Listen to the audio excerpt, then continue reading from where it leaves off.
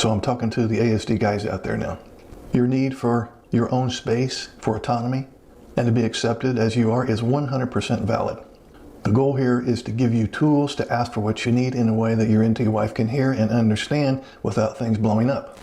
So your first strategy is to write and share your user manual. Your wife isn't a mind reader, okay? She truly may not get your internal experience, but it's on you as her husband to help her understand. This means doing the work of self-awareness and then communicating what you find. So take some time, find out your triggers. When do you feel the most controlled? What happens right before you shut down? So you want to keep a journal for a week and look for patterns. Then you have to translate this for her. Think of it as creating a user manual for your brain. And it could sound like this. You're saying to your wife, hey, I want to help you understand how my brain works. When I'm focused on something like coding, my brain is at 100%. A verbal question, even a small one, feels like a system crash. It's not that I don't want to answer, but it causes me real stress. Could we try writing non-urgent stuff on the whiteboard for me to check when I take a break? The next strategy, create your go-to scripts. Now in a previous video, we talked about rejection sensitive dysphoria, or RSD. So in the heat of the moment, when you feel that RSD flare up or that wave of overwhelm, finding the right words is basically impossible. This is where pre-planned scripts can save you. So practice them so they become second nature. If she gives you a reminder, you can say, hey, thanks for the heads up. It's on my plan to do that right after I finish this. It helps my brain to stick to my own order of operations. So in this way, you validate her while reinforcing your autonomy. If you're feeling overwhelmed, your script can be, I'm feeling really overwhelmed right now and I can't process anything else. I need about 20 minutes of quiet to reset. Can we talk about this later? So this is a clear, non-blaming boundary. You're not saying, hey, you're stressing me out. Instead, you're saying, I'm feeling stressed. If your NT wife makes a suggestion that stings, your script can be, I hear you. My brain is telling me to do it this other way for now, but I'll keep your idea in mind. So this acknowledges her input without derailing you. Your third strategy will be, ask for what you need proactively. Don't wait until you're already drowning. Be proactive about advocating for your needs. This builds trust, and it shows your NT wife that you are an active partner in solving these problems. And this might sound like this. Here's your script. In our check-in tonight, can we talk about making the living room a bit more sensory friendly? Less background noise would really help me be more present with you. Or you could say, I know we have that party Saturday. To make sure I have enough social battery to be there with you, I'm going to need some quiet time alone that afternoon to charge up. Can we plan for that? So in this way, it shows that you're thinking ahead and taking responsibility for your own well-being. Your next strategy is reframe her help as a bid for connection. And this is a mental trick for you. Even though the impact feels negative, try to remember the likely intent. Her suggestions and reminders are often a clumsy attempt to connect with you to be on the team. When you feel that flash of shame for a reminder or a suggestion, or you download it as criticism, try to mentally relabel it. For example, she's not attacking me, she's trying to connect. Her method is wrong for my brain, but she cares. And this reframe can give you that split second you need to use one of your scripts instead of just reacting with a shutdown, meltdown, false agreement, or just a full-blown adult temper tantrum. It lets you see her as your partner who's using the wrong tool. She's not an enemy who's trying to hurt you. So in conclusion, and this is for the NT wife, your ASD husband's reaction is not a report card on your worth or the importance of your needs. It's a reflection of his neurology. By shifting your communication from verbal micromanagement to structured, visual, collaborative systems, you aren't giving up, you're learning to speak his language. You're giving him the greatest gift possible, which is the space to feel competent and in control, which in turn will lower his defenses and open him up to the very connection you're looking for. Now, to the ASD husband, your feelings of being crushed and controlled are real. They're a neurological response, not a character flaw, okay? But by learning to understand and state your own needs, by writing your user manual and using scripts to advocate for yourself that we just talked about, you're taking powerful ownership of your role in the relationship. You're teaching your NT wife how to love you in a way that actually feels like love to you. This isn't easy. It takes a ton of patience and grace from both of you. It means you have to stop seeing a problem in your partner and start seeing a problem in the system you've been using. The goal is to stop trying to fix each other and start getting curious about each other. You're going to build a new system together, one with whiteboards, scheduled check-ins, and clear, loving, direct language. And we talked about all of that in this series. This is how to stop crushing each other. This is how to change the story. And this is how to build a relationship that doesn't just survive your differences, but actually thrives because of them. Today I want to talk to those individuals on the autism spectrum about how you may be able to improve your emotional intelligence. If you're an adult with high-functioning autism or Asperger's syndrome, and you're in a relationship with a neurotypical partner or spouse, it's very likely that he or she has complained that you're not very empathic, that you're out of touch with your feelings, and that you certainly are out of touch with how other people may feel. I think it's fair to say that most people, if not all people on the autism spectrum, lack emotional intelligence to one degree or another. Emotional intelligence is the ability to identify, assess, and control the emotions of oneself, of others, and of groups. It's the ability to harness emotions to facilitate various cognitive activities, for example, thinking and problem solving. It's also the ability to detect and decipher emotions in faces, pictures, voices, cultural artifacts, including the ability to identify one's own emotions. It's the ability to comprehend emotional language and to appreciate complicated relationships among different emotions. Now, emotional intelligence consists of only 4 attributes. Social awareness. This is understanding the emotions, needs, and concerns of other people, picking up on emotional cues, feeling comfortable socially, and recognizing the power dynamics in a group. Then there is self-management. This is being able to control impulsive feelings and behaviors, managing emotions in healthy ways, taking initiative, following through on commitments, and adapting to changing circumstances. Self-awareness. This is recognizing one's emotions and how they affect one's thoughts and behavior, knowing one's strengths and weaknesses, and having self-confidence. And lastly, there is relationship management, which is knowing how to develop and maintain good relationships, communicate clearly, inspire and influence others, and work well in a team and manage conflict. Effective education is basically learning why you have emotions, their use and misuse, and the identification of different levels of expression.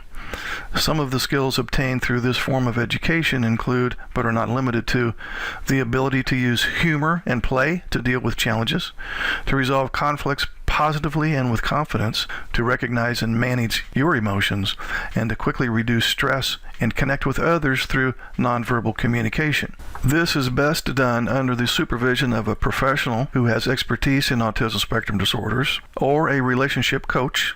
But even without a coach or a therapist, it's still possible for you to do some things on your own in the effective education department. Another important component to effective education includes learning to identify the relevant cues that indicate a particular level of emotion in facial expression, in tone of voice, in body language, and context. The face is described as the information center for emotions. So a typical error that you may have experienced in this area is not identifying which cues are relevant or redundant, or maybe even misinterpreting cues. Effective education can also include activities to detect specific degrees of emotion in others and in yourself using internal physiological cues, cognitive cues, and behavior. So you can create a list of your physiological, cognitive, and behavioral cues that indicate an increase in your emotional arousal. The degree of expression can be measured using an emotional thermometer. One of the aspects of effective education is to learn how to perceive your early warning signals that indicate emotional arousal that may need cognitive control. Now, when a particular emotion and the levels of expression are understood, the next component of effective education is to use the same procedures for a contrasting emotion. For example, after exploring happiness, the next topic explored would be sadness, or feeling relaxed would be explored before a project on feeling anxious, and so on. So in this way, you are learning to understand that certain thoughts or emotions are antidotes to other feelings. For example, some activities associated with feeling happy may be used to counteract feeling sad. So in a nutshell, through the use of effective education, you can begin the process of developing emotional intelligence. And in an ideal world, you would develop the following skills in the end: taking responsibility for your own emotions and happiness, showing respect by respecting other people's feelings, paying attention to nonverbal communication. For example, you would want to watch faces, listen to tone of voice, take note of body language, and so on. Looking for the humor or life lesson in a negative situation. Listening twice as much as you speak. Learning to relax when your emotions are running high. Getting up and moving when you're feeling down. Examining your feelings rather than the actions or motives of others. Developing constructive coping skills for specific moods, being honest with yourself, avoiding people who don't respect your feelings, and lastly, acknowledging your negative feelings, looking for their source, and coming up with a way to solve the underlying problem. Okay, I got a question from a guy who has been diagnosed with ASD level 1, high functioning autism, Asperger's syndrome, whatever we want to call it. And I'm summarizing his email. He basically says that my neurotypical wife wants me to connect with her on a deep emotional level. And he uses the term deep emotional level. Well, first of all, your wife has not been paying attention to my videos if she expects you to connect with her on a deep emotional level. If you have ASD level 1, which you said that you do, you by default have this thing called mind blindness and alexithymia, which is emotions blindness. And I'm not saying you don't have any emotions, of course. You certainly do have some empathy, maybe not displayed empathy to the degree that she wants. So I'm not saying you don't have feelings, but connecting with your neurotypical wife on a deep emotional level, it's just not going to happen. I hate to break the hearts out there, but with emotions blindness, you're out of touch with your feelings largely. You're out of touch with other people's feelings largely. Even if your wife were to tell you why she felt a particular way, it most likely wouldn't make any sense to you. You'd be thinking, why would you feel that way? And also if she says, well, I feel this way about such and such, and then she expects you to know what you're supposed to do behaviorally based on her feelings, that's another F minus. This is no consolation to the NT wives out there, but yes, we do have an emotional aspect to our life, but we also have other domains, spiritually, physically, mentally, socially, financially, even vocationally. So if you struggle with connecting with your NT wife at a deep emotional level, which if you have ASD level 1, you will by default, then as a second best thing or some kind of an alternative, try to connect with her in some other areas of her life. Spiritually, I'm just going to throw out some examples real quick. You could probably come up with some better ones, but sometimes couples will go to church together, sometimes they will pray together, sometimes they will read scripture together, meditate together, just have quiet time together, walk in some beautiful wooded area where there's creeks and birds and beautiful trees and flowers, and just get in touch with nature. So there's a lot of ways to connect with her at a deep spiritual level. Physically, there's multiple things in that domain. There's physical affection. You can massage her feet. The two of you can work out together. Mentally is another domain. Surely there's one or two topics that the two of you have some interest in, and the two of you could take a deep dive and have some kind of discussion about a particular topic. A movie that the two of you watched, the list would be endless. Socially, there's another domain you can connect with her on, take her out to eat. Maybe the two of you have some friends in common and you could engage in some kind of an activity as a small group, for example, bowling or golf. Show appreciation, show gratitude, buy her a gift every now and then and has nothing to do with a particular holiday. Do her chore. In other words, there's something that she's always doing and maybe you just volunteer to do it for her. So, in summary, and this is to all the guys out there on the autism spectrum that are having a hard time connecting deeply emotionally with your NT wife, there's multiple domains of life. So if you can't hit a home run with connecting emotionally, shoot for one of the other domains. How can you connect with her spiritually, physically, mentally, and yes, emotionally too, socially? So don't limit yourself or put yourself in a box. There's a lot of things you can do to connect with her. So think outside the box, guys. At times it can be challenging not to take things personally in a neurodiverse marriage, and this can lead to a range of negative emotions and anxiety. So it's crucial to keep in mind that your spouse's words and actions are often influenced by their own issues, insecurities, and biases rather than being a true reflection of your worth or abilities. Hey, did you know that most people on the autism spectrum enjoy a very brief and low-intensity expression of affection and can become confused or overwhelmed when greater levels of expression of affection are experienced or expected? Hey, quick message to neurotypical wives.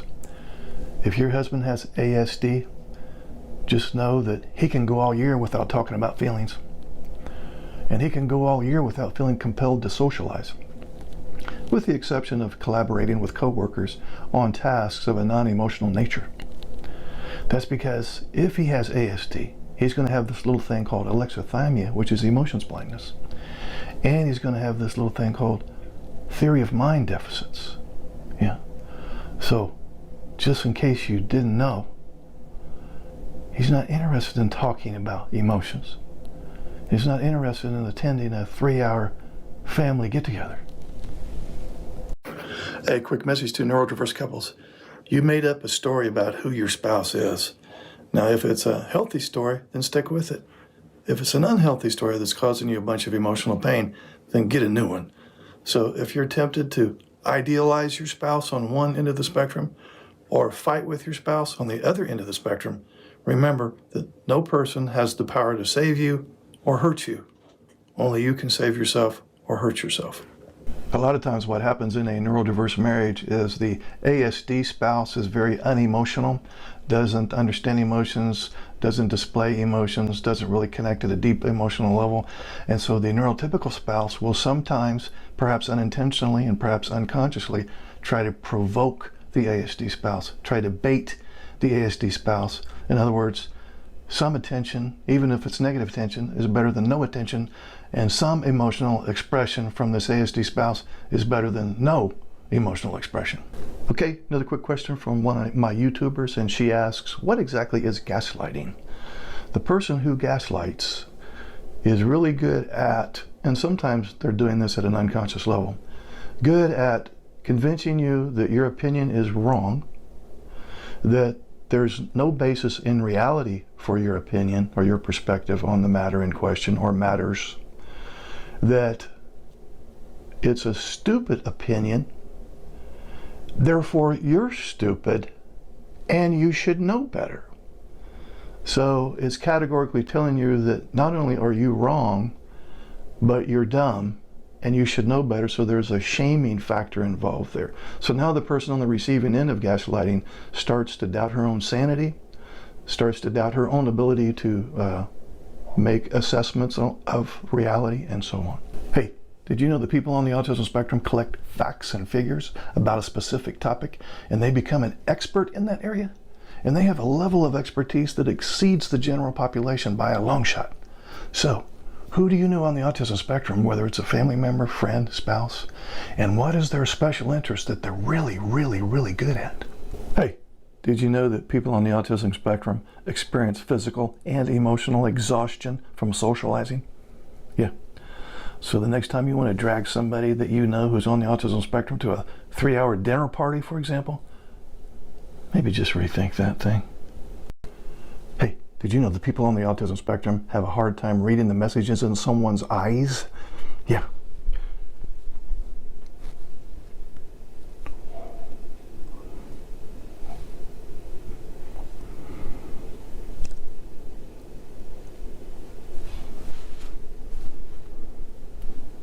Nobody has ever put ASD level 1 like this. You won't hear this anywhere or see it anywhere. But having done this for a number of years, and I know this is a gross oversimplification, but if anybody said, okay, Mark, what's your what is your take on the number one problem with ASD level 1? Not that there's just one, but if there was one that could make the number one spot, it would be this. I view it as a condition where he, of course, it's not always he, but in this case, in this group, it's he, if he's been diagnosed. It's low frustration tolerance that results in emotional dysregulation. Low frustration tolerance that results in emotional dysregulation. In other words, social and emotional complexities that are frustrating, and he's not real great at dealing with his frustration, and so he will, as a defense mechanism, opt for some version of a meltdown or a shutdown or a false agreement. If you think about it, the problems that the NTs have had with him or the problems that he's had with others, not just you NTs, but other people in general, it always started with some version of low frustration tolerance. It would be interesting for you to think about it like that. And maybe would, in some cases, muster up a little compassion for that. I know that NT's, their favorite line is, I didn't sign up for this. Well, okay, you may not have signed up for it voluntarily, but you're in it. And so it doesn't matter whether you signed up for it or not. At this point, you're in it. You didn't cause a tornado that ripped your house apart last year, but you still have to deal with it. So when we're talking about autism spectrum disorder, as you know, it's on a spectrum. So level 3, which is the worst, and that was originally called autistic disorder. The title in the Diagnostic and Statistic Manual of Mental Disorders says for level 3, requiring very substantial support. Requiring very substantial support.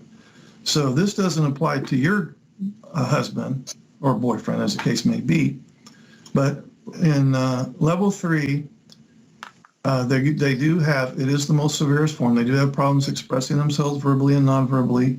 They have a hard time interacting socially. They have a hard time changing focus or changing location. They definitely engage in repetitive behaviors a lot. Sometimes there's gross and fine motor skills deficits, so they're a little awkward and clumsy and have an awkward gait. And they're not going to respond very directly to social approaches from other people. So that's level 3. So we're kind of working up the ladder now. Level 2, remember, level 3 was requiring very substantial support. Level 2 is requiring substantial support. They just took very out of the line. Still requiring substantial support. So people at level 2, which is only one notch underneath your guy, they're going to have problems with verbal and social communication. They're going to find it very hard to change focus. You've experienced all of this. You may not have some examples you can pull off the top of your head at the moment, but they're going to have, at level 2, they're going to have a hard time moving from one activity to the next. They're going to have very narrow interests. They're going to tend to engage in repetitive behaviors, and they're going to struggle with nonverbal forms of communication. So now we're to level 1. Now this is you, what you're dealing with. Requiring support. So we went from requiring very substantial support to requiring substantial support to requiring support. So any way you slice it, they have to have support. And you've been doing it. You may not have necessarily framed it that way. You probably framed it, and I'm not faulting you if you did. In fact, somebody mentioned it last week. Seems like the NT wife does all the relationship work. 80%, I think, was the number. I disagree with that, but it's damn close, and it really wouldn't matter whether I disagree with it or not. It feels that way. So at level 1, They're going to have a hard time communicating appropriately with others when it comes to things that involve social and emotional intricacies. They're not very popular for saying the right thing at the right time. Terrible at reading social cues and body language. They have a difficulty engaging in back and forth conversation. They may function very well at work with coworkers, but on average, this may or may not be the case with your guy, but on average, they have great difficulty making and keeping close friends. So you could ask yourself, does my husband have several very close friends? On average, they don't, but that may not be the case with you. They're at level 1, they're going to be very inflexible at certain times. They're going to have trouble moving from one activity to another. They're going to have severe difficulty with organization and planning. And these deficits prevent most of them from living independently. In other words, he would be somewhat lost as a bachelor and relies on you. Probably never necessarily had the thought, gosh, I really need my wife to be my seeing eye dog. He may not have had that thought. But if he didn't, let me just ask you this, a rhetorical question. If he didn't have you, where would he be? What areas would he get a big fat F- on day-to-day functioning? Think about that. This is just a rhetorical question. Even at level 1, according to the Diagnostic and Statistical Manual of Mental Disorders, requiring support. So that's what you're stuck with. You can continue to wish that he wasn't anywhere on that spectrum. You can continue to wish. You can continue to hope that someday he will snap out of it. That'll be your choice. And it's going to be a rough road to go down if that is your choice. But I'm not going to bullshit you. You have underestimated the severity of this thing. Period.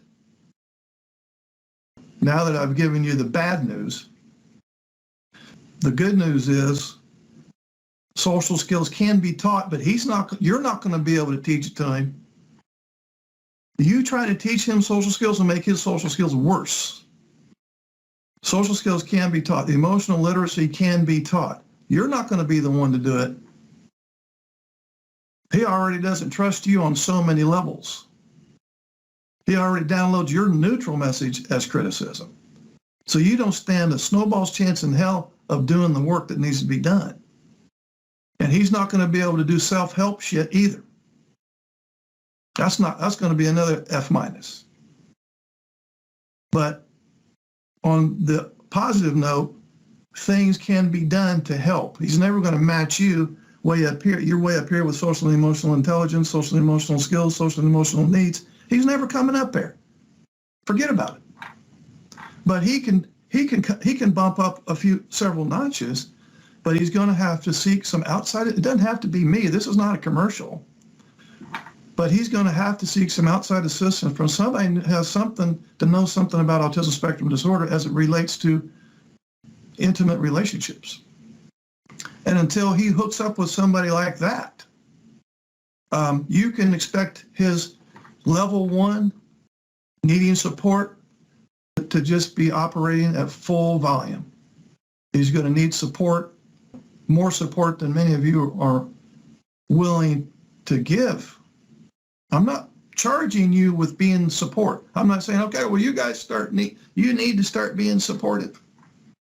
I think it's important for you to point out some blind spots to him when he totally misses stuff, and have some compassion for the fact that this thing is worse than, and even though I just went through all this little sermon here, some of you in here are still thinking, well, I think he's catastrophizing a bit. I think he's painting it to be much worse than it actually should be.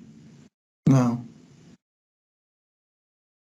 So the bottom line is he's going to have some support from somebody outside.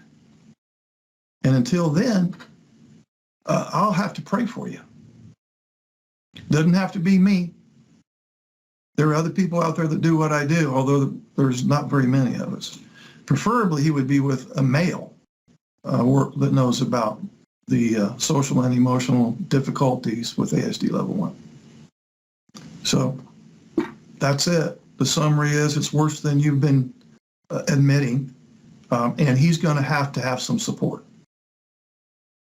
So your neurotypical wife is wired in her own particular way, specifically for nurturing, for love, for connection. And she is also by nature, given that she has hard wiring in her to potentially be a mother someday, and possibly she currently is a mother, she can also be highly protective of her loved ones. And so when she is in this case with a husband on the autism spectrum who mostly unintentionally is emotionally unavailable, then this disconnection fires a danger pathway. In other words, in her brain, there is a mechanism that alerts her that there is something to fear. In this case, fear of abandonment, rejection, disconnection. And so some of the behaviors that you witness in your NT wife are the result of fear of this disconnect. And how that looks is oftentimes anger. So when she is angry, lecturing, arguing, even threatening, when she is parental, when she is agitated with some of the things that you say and do, or maybe she's upset with some things you're supposed to be doing or saying and you don't, all of that to you looks like nagging and a source of stress, and you want to separate from that. And you do in the version of a shutdown or meltdown, which in the end is just more disconnection, which then reinforces her fear of abandonment, which then reinforces her need to connect, to reconnect. It's not an exaggeration to say that if she has experienced years and years of what she would call emotional deprivation, there is this low-grade chronic fight or flight response operating at all times. So now she has this steady drip, drip, drip of adrenaline, noradrenaline, cortisol, cortisone, and all of these other fight or flight chemicals, which basically results in chronic anxiety. And it operates at such a low level that it may not even be noticeable in her and could be operating at a very subconscious level. But unfortunately, with years and years of being in this situation where the danger pathway is being fired in her brain, and she's getting these little tinges of alert and alarms going off that something is wrong, it begins to manifest in physical symptoms. So after a while, the emotional pain will result in physical pain. So if your NT wife is experiencing some physical ailments currently, most notably autoimmune disease, then it's a pretty good indication that she has some emotional turmoil playing in the background chronically. So on those occasions when she appears to be verbally attacking you, she's being verbal, no doubt. It's not necessarily an attack against you, but when it appears that way, know that her danger neural pathway that operates in her brain is firing at its loudest. So perhaps you can muster up a little bit of compassion and understanding for your NT wife and realize that her complaining behavior and her anger is not something against you per se. It's her way to deal with this fear of abandonment, disconnection, lack of love, lack of intimacy, lack of emotional reciprocity. It is literally a defense mechanism that manifests as a result of the danger pathway being ignited. To put it a different way, she feels unsafe, she feels vulnerable and exposed, and these behaviors that you witness that are undesirable to you are her best attempt to regain security, intimacy, emotional reciprocity, love, connection, and bonding. So I often hear from neurotypical wives, and they say something along the lines of, well, I don't understand why he can't meet my emotional needs. It's not that difficult. I mean, he works, he's a good worker, He's a good dad for the most part. I mean, he walks normal, he talks normal, he looks normal. I just don't understand. He is not normal, okay? He is not normal. Now, I'm not saying he's defective or flawed or that there's something wrong with him or something bad about him, but he is not typical. He is wired differently. You can think of autism spectrum disorder as a disorder of social skills and a disorder of emotional intelligence. In other words, he's not going to be really professional at knowing how he feels or how other people feel. So simply think of autism spectrum disorder as someone who has some social skills issues and kind of out of touch with emotions. And that's not normal, but he's probably smarter than me. In fact, on average, people on the high functioning end of autism tend to be smarter than normal people. So there's as many ups as there are downs that come with this disorder. And then when I say that to the NTs, they go, well, okay, I understand that, but I didn't sign up for this. This is not the marriage that I had expected. Okay, I'll give you that, but guess what? He didn't sign up for it either.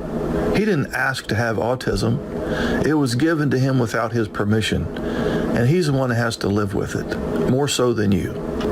So this business of not being normal, honestly, that could be looked at as a criticism, but on the other hand, it could be looked at as a compliment, because in some ways he's above normal. And honestly, I wish some of you NTs could see that. I'm going to just give you a brief overview of why some of the traits of ASD level 1 cause a problem in the relationship. With true dyed-in-the-wool ASD level 1, it is a developmental disorder, and that's the key term. What does that mean, developmental? It means that the social emotional portion of the brain is underdeveloped relative to the logical part of the brain. So if you have ASD level 1, you're somewhat low in social and emotional intelligence. That doesn't mean that you don't have social skills or that you don't have empathy, although she may argue that point. But it does mean that you are low in social and emotional needs, which is paramount. And I like to use the analogy of an eagle versus a chicken. An eagle has wings, uses them often, needs them to survive. If the eagle did not have wings, it would not survive. A chicken has wings, and it could fly, maybe 5 feet, but it has to run and jump, and it might fly for 5 to 10 feet. But it doesn't need wings to survive. Both of them have wings. Okay? So, if you are low in social and emotional intelligence, you are also by default low in social and emotional needs. You don't necessarily, I'm generalizing here, I'm guessing most of the guys in here, they're not really that interested in talking about feelings, how they feel. They may be out of touch about, for the most part, how they feel. They're really out of touch about how she feels most of the time. And when she starts talking about feelings, it is kind of uncomfortable and abstract conversation, especially if she says, well, honey, I feel this way about such and such, and she's expecting you to take how she feels and then apply it to some course of action you're supposed to take. That's really confusing as well. Now, I said low in social and emotional intelligence, and I'm also saying high in logic, but sometimes the logic is a bit too high. If you have an overly logical brain, you have a brain that is an overthinking brain that tends to get stuck on one detail, hyper-focused on one detail and fails to see the big picture, hard to generalize, those types of things. So that, in a worst-case scenario, you have a high logical brain that's almost an overthinking brain, and you're low in social and emotional intelligence. Now you take her, the NT wife, you have damn near the 180-degree opposite scenario. So you can see immediately why we have this problem. She is high in social and emotional intelligence. She's not as high in logic as you, but she has logic, of course, but it's not up there with you. But she has a lot of social and emotional intelligence, and by default, she has what? A lot of social and emotional needs. She is the eagle that has to use those damn wings to survive. Chicken, you could chop a chicken's wings off. He would be fine. I'm missing my wings, but I can still do what I want to do. She has to have her social and emotional needs met to a significant degree or she is going to do what your wife has done. She's going to complain, she's going to get angry, she's going to be hurt, she's going to talk to you about how she's been emotionally deprived and has Cassandra syndrome, and Lord only knows what else she has thrown at you. So this is why we have that dilemma. So the moral to this little speech is it shouldn't be a big surprise to you why there's conflict. And nobody is doing anything wrong. You aren't bad people in here that are behaving badly and you're purposely trying to be selfish, insensitive, uncaring, narcissistic, sociopathic, and whatever other things she's called you. I'm guessing that the vast majority, if not everybody in here, wants to make her happy. You really wanted to make her happy. You tried to do right, but what I've run into with guys that on the spectrum is they haven't quite figured out how to get that done, and they often say, it doesn't matter what I say or do, it's never good enough. And honestly, they're tired of being a failure. And they're tired of hurting her. And so what ends up happening is they kind of start disconnecting. Because, you know, if you're no good at basketball, and every time you get out there on the court, you're an embarrassment to the team, eventually you go, this, and you sit on the bench.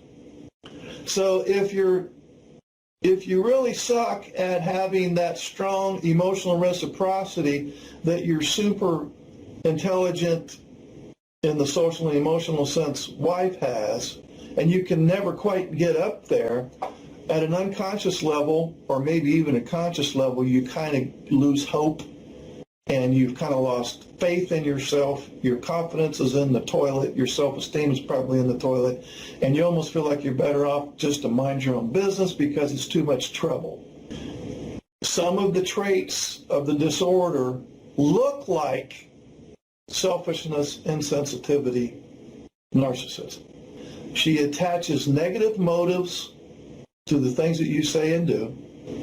Because he said this or did that, or because he didn't say what I wanted him to say or didn't do what I wanted him to do, therefore he doesn't give a shit about the relationship. Or his work is more important than me. Or his special interest, he's married to his special interest, not so much me. I'm not important to him. She fills in the blanks with that stuff, which keeps you perpetually in the doghouse. So that is kind of like I felt like I needed to lay some groundwork down to A, let you know why you're in the position, approximately why you're in the position that you're in, but also to validate that you're not a bad guy. Although some of you aren't convinced of that. There's a big difference between healthy guilt and toxic guilt. Healthy guilt is, I seem to say the wrong thing sometimes and I don't follow through like she wants me to sometimes, and that's a mistake. I intend to do better. That's just healthy guilt. There's nothing wrong with that. But some of the guys in here have made the leap from healthy guilt to toxic guilt, and that is I'm always messing up. I never get it right. I'm always doing the wrong thing, saying the wrong thing, or I'm supposed to be doing or saying something, and I never do that. And I'm always failing her. And that toxic guilt leads to toxic shame because I'm a social failure in her eyes, therefore I'm a failure as a person. In other words, because I supposedly do all these bad things, therefore I am a bad person. And I run into guys on the spectrum that they are there with the toxic shame, that they really believe that at their core they're flawed, defective somehow, which really makes it almost impossible to have a relationship with her, because if you've gone that far, you've convinced yourself that there's no use in trying. When I try, it's not even a neutral thing. If I try, I make it worse. And so a lot of you have stopped trying. And of course, just like I said a minute ago, she makes the false assumption that he stopped trying because he doesn't care about the relationship, when that's not the case.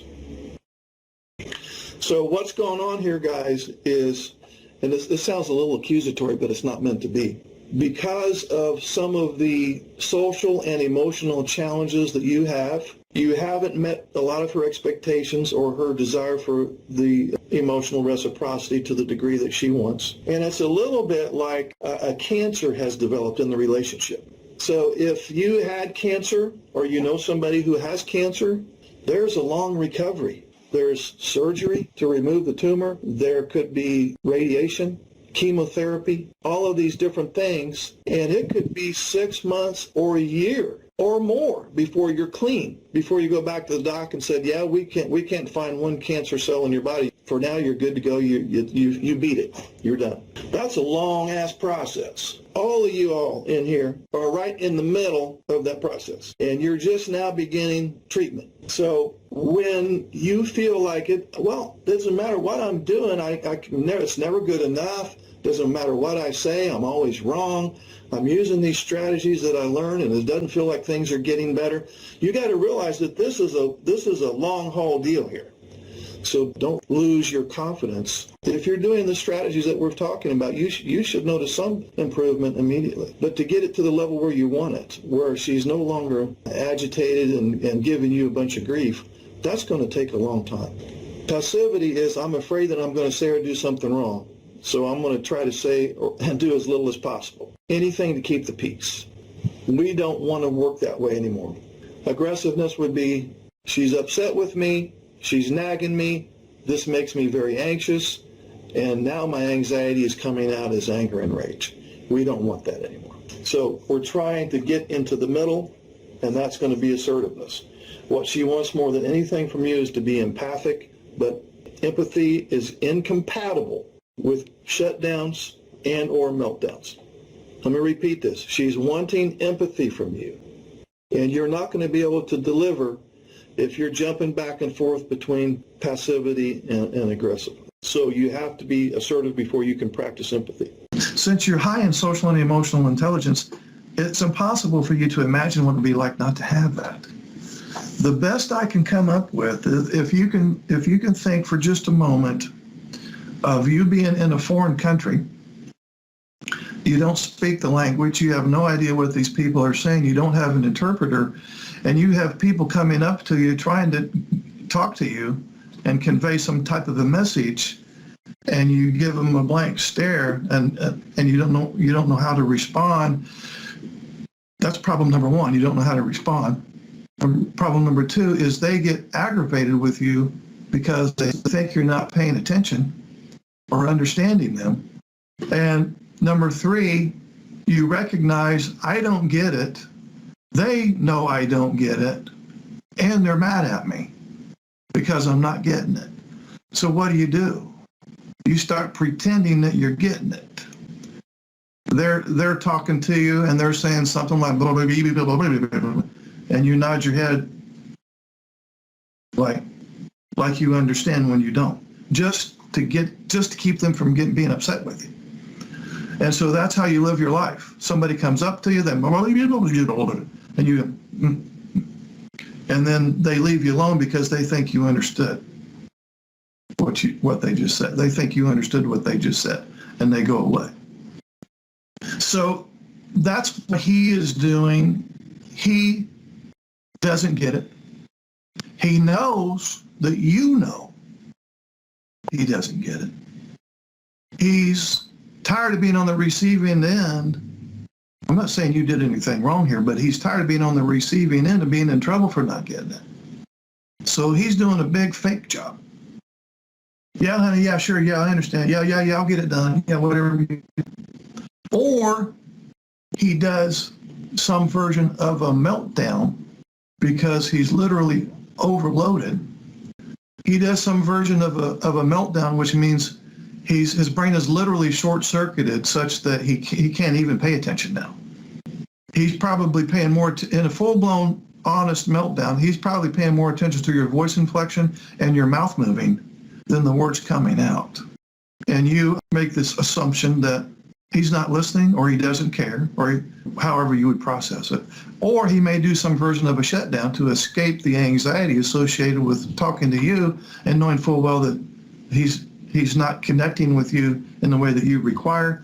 Maybe you Of course, you want him to be emotionally reciprocal. You want validation. You want affection. You want understanding, compassion, all of these things. And why wouldn't you? He knows he's not measuring up. Hey, this is Mark, and in this video I want to talk about the executive function wall. In other words, why your autistic partner can't just start doing chores. If you've ever thought or said to your ASD spouse, why can't you just start? Then this video is for you. Now, you're not lazy, you're not unreasonable, and your autistic partner isn't being defiant, passive-aggressive, or uncaring. What you're running into is something I call the executive function wall. And until you understand this wall, every conversation about chores or organization or follow-through will feel like you're speaking different languages. So today I'm going to explain calmly and clinically why task initiation can be genuinely blocked in autism and why just start is often neurologically impossible. I work with couples in neurodiverse relationships online, especially when one partner is autistic and the other one is not. And one of the most painful sources of conflict I see has nothing to do with love or motivation or values. Believe it or not, it's about executive function, specifically task initiation. And if this is not understood, resentment grows fast. Let's talk about what executive function actually is. Okay, it's not about intelligence, it's not about caring, it's not about work ethic. Executive function is the brain's management system. It includes starting tasks, switching tasks, organizing steps, managing time, regulating attention and energy. Think of it like the brain's internal project manager. Now, in autism, this system often works inconsistently, especially when a task is open-ended, vague, emotionally loaded, or physically visible but cognitively undefined. Which brings us to task initiation. Task initiation is not motivation. Here's a critical distinction. Not starting does not equal not wanting to start. Your ASD partner may fully intend to do the chore. He may even feel bad about not doing it. But between intention and action, there can be a neurological barrier. And this is the executive function wall.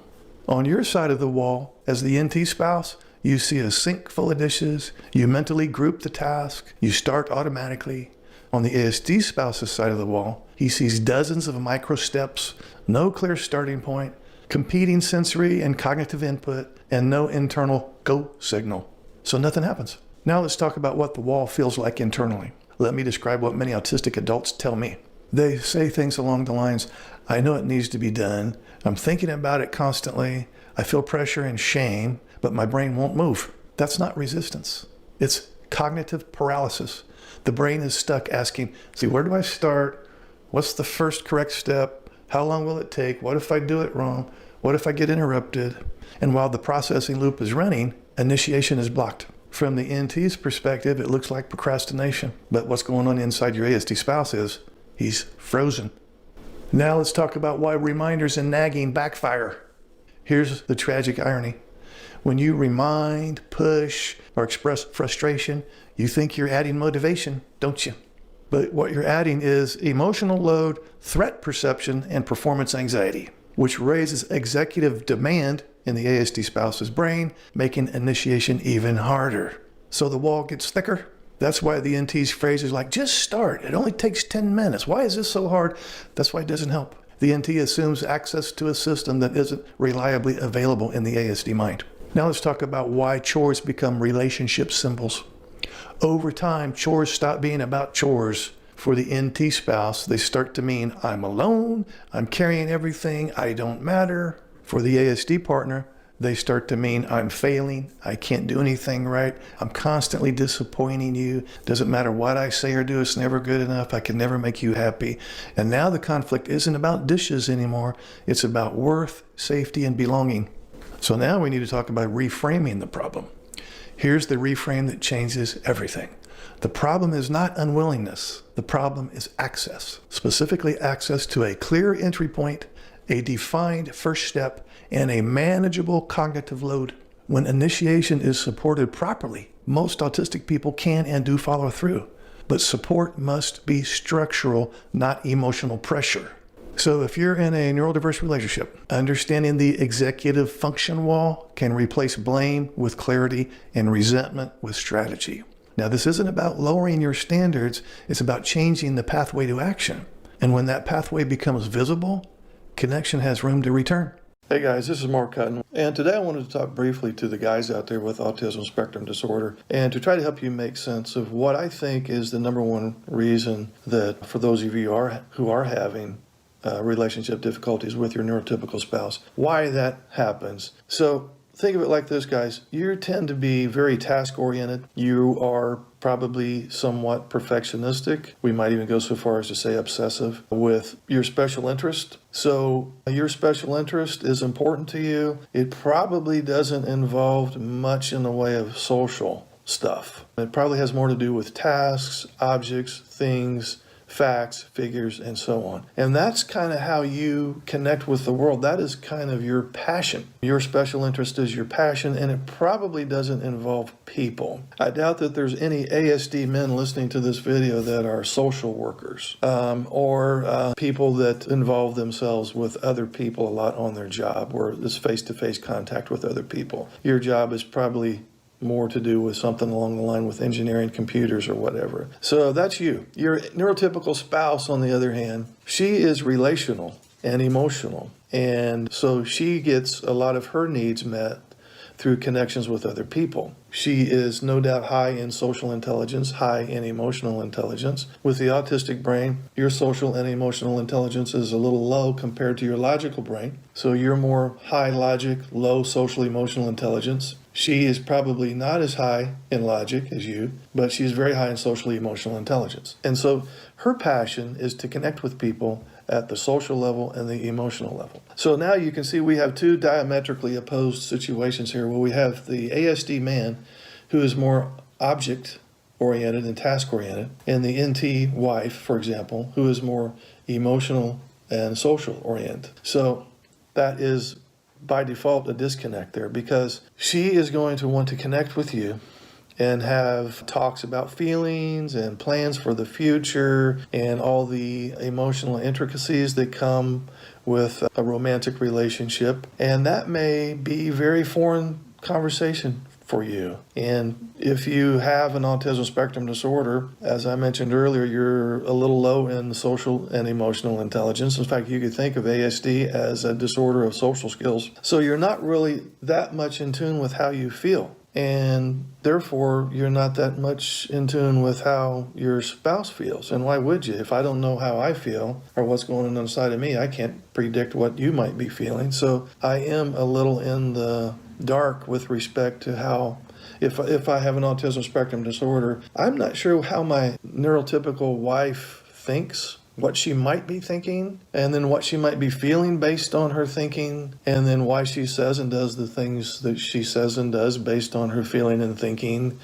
and what her motives are, what her intentions are. I don't understand her opinions. When she gets emotional, a lot of that is nonsensical to me. And so I have this thing called mind blindness, and I'm not really sure how to empathize with her. It's hard for me to peel myself out of my skin and climb into her shoes and see things from her perspective. So what ends up happening is I disagree with her a lot because I simply don't understand. I simply don't understand her. It's not that I'm purposely trying to be selfish, uncaring, insensitive, narcissistic, probably all the other adjectives that you've been blamed for being. It's just I'm simply ignorant, and I don't mean that in a negative way, but it's not just ignorance based on lack of education, it's ignorance based on mind blindness. And this other thing called alexithymia, which means, I just alluded to that a minute ago, where I'm just not that much in tune with my feelings. It's not like I'm purposely trying to be out of touch with my feelings. I'm not trying to be a psychopath or someone who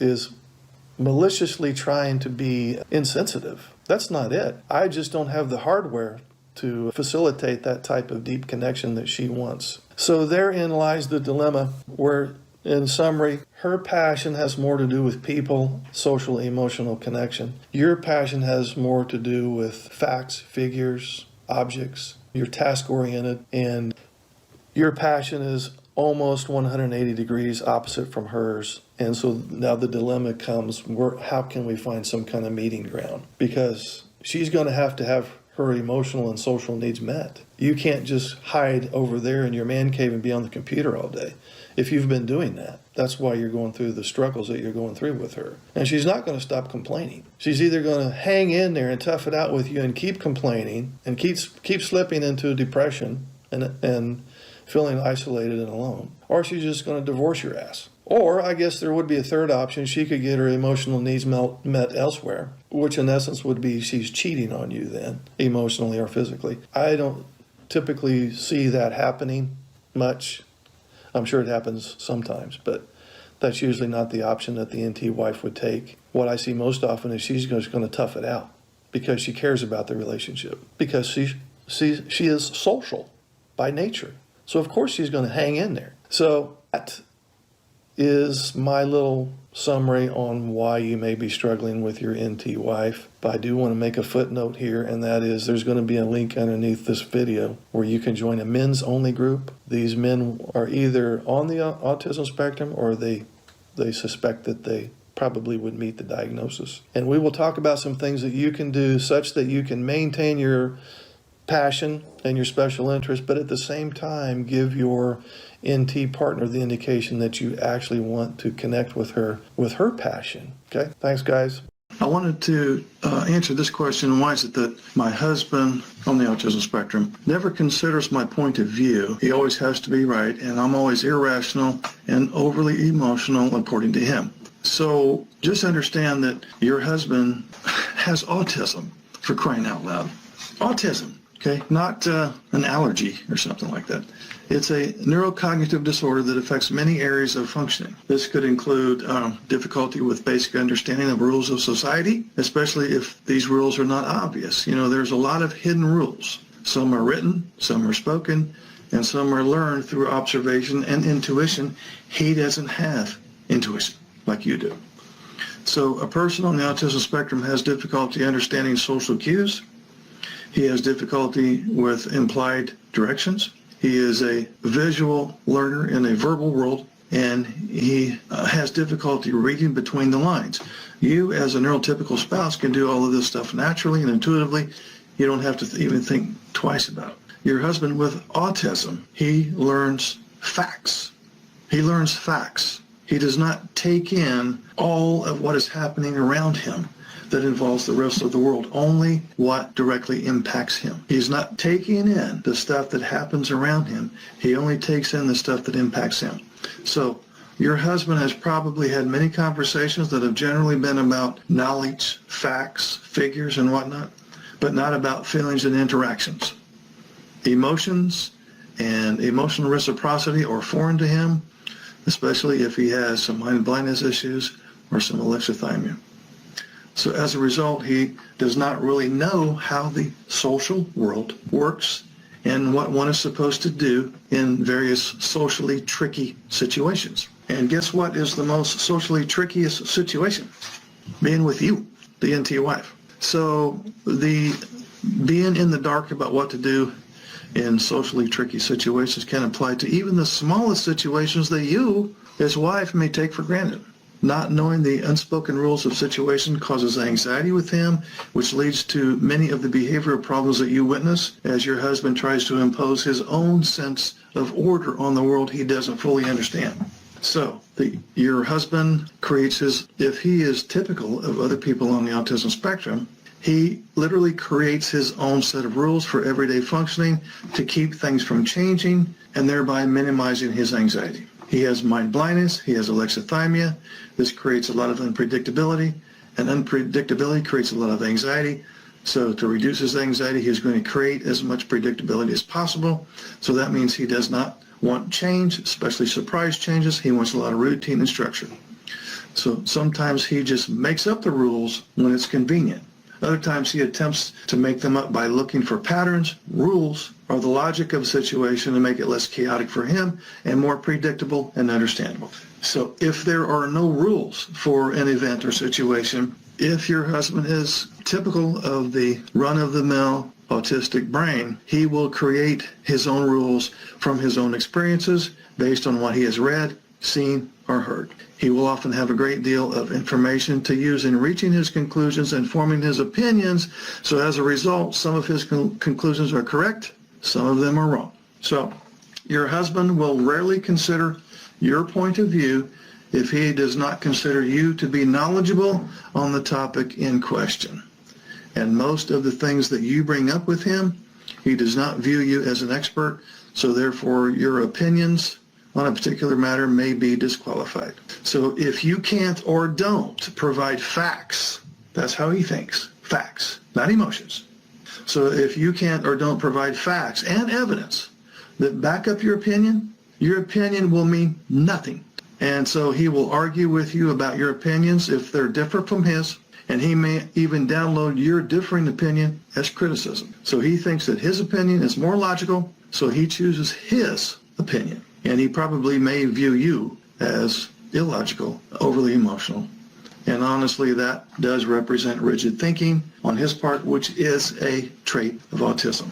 We could say in general that the person on the autism spectrum finds it difficult to be flexible, finds it difficult to consider alternative views, especially if he's already reached a conclusion. So new ideas can be difficult to accept. He may say something along the lines of, I'd rather do it the way I've always done it. And so being forced to think differently can cause a lot of anxiety. So never overestimate your autistic husband's understanding of a situation based on his high intellectual ability and his other strengths, because in most other domains of life, he appears perfectly normal and probably excels.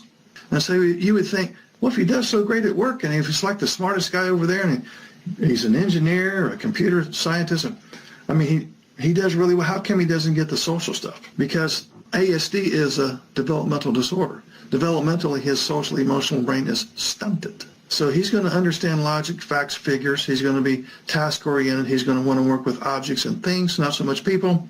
He's someone who has not fully figured out how the social world works.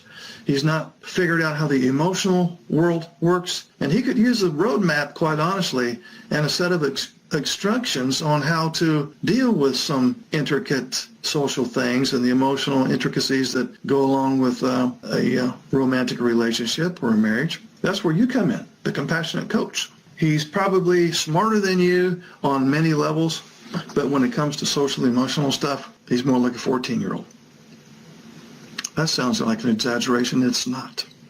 So you could become a compassionate coach and help him with his blind spots, which they will always be in the social and emotional realm of things. And today I specifically wanted to talk to the guys out there on the autism spectrum, or those who think they might be on the spectrum. And I'm specifically referring to the configuration where it's the neurotypical wife and the husband with autism. So the question is, did you know that your wife is dependent on you for nurturance? Did you know that your wife is dependent on you for nurturance? And when I say dependent, I mean that in the fullest sense of the term. And there's some women out there that are going, I'm not dependent on him for nurturance. I don't want to be dependent on him. I can understand why they might say that. But if she wasn't dependent on you, if you weren't responsible to meet her emotional needs, why is she angry? Why has she been complaining? Why has she been crying? Why has she been researching all over the internet trying to figure out what's going on? She is dependent on you to meet her emotional needs. Not all of them, but the lion's share of her emotional needs she's hoping to get from you. Now, there are cases when, we'll use the example where there's kids involved and he's emotionally unavailable, and she may turn to one of the children to meet some of her emotional needs and may, at an unconscious level, turn that child into kind of a husband figure. It happens. It's not uncommon. But short of that, a good 60% plus of her needs in the emotional sense and in the nurturing sense, they come from you. She relies on you for validation, empathy, compassion, love, gratitude, connection, quality time, all of these things. And you haven't been delivering. I think you've tried, and I think you want to deliver, You just haven't figured out how to do it in a way that is meaningful and satisfying to her. She's like a potted plant, and you're like the watering can, and she's over there, and you haven't watered her much. You sprinkle a little bit every once in a while just for a token hydration. But in the meantime, her roots are shrinking up, her petals are shrinking up, her soil is dry. She's dying over there inside. And you're sitting back scratching your head confused as to what the problem is. As you're standing there with a full can of water and I don't know how to sprinkle it on you, honey. Sorry, you're so upset and unhappy. So if your neurotypical wife has been complaining, crying, depressed, physically, mentally sick, you haven't been meeting their needs.